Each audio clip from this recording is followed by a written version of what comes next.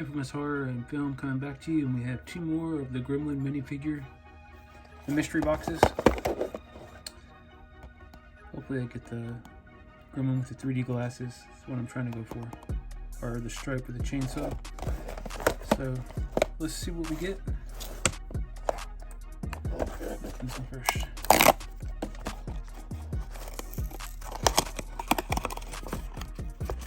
And it looks like we got the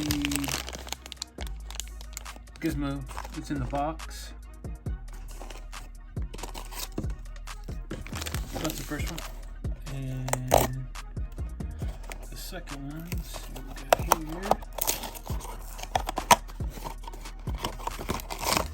We got another original Gizmo. Alright. I'll probably buy a couple more of these.